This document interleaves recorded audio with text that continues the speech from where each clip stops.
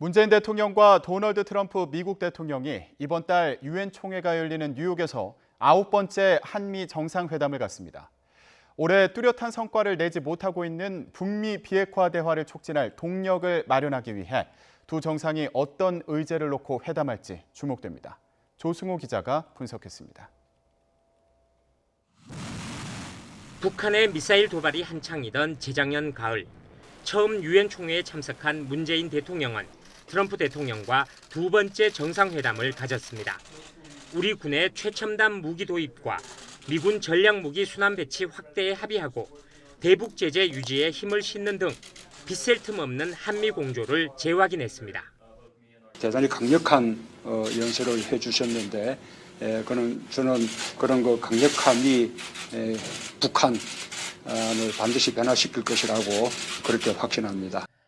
한반도 평화 프로세스가 속도를 내던 지난해 유엔 총회 때 한미 정상회담 분위기는 전혀 달랐습니다. 문재인 대통령은 평양에 다녀온 바로 다음 주 뉴욕에서 트럼프 대통령을 만났습니다. 두 정상은 대북 제재 완화 방안은 찾지 못했지만 종전선언과 2차 북미 정상회담 일정을 구체적으로 논의했습니다. I see tremendous enthusiasm on behalf of Chairman Kim toward making a deal, and I think that's something that's very good. 전체적으로 9번째, 뉴욕에서만 3번째인 이번 한미 정상회담도 북미가 이달 하순 비핵화 실무 협상 재개를 논의하는 가운데 약속됐습니다.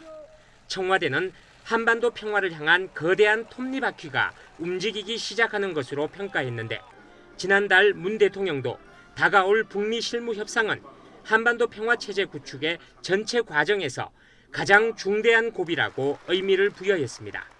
이 고비를 넘어서면 한반도 비핵화가 성큼 다가올 것이며 남북 관계도 큰 진전을 이룰 것입니다.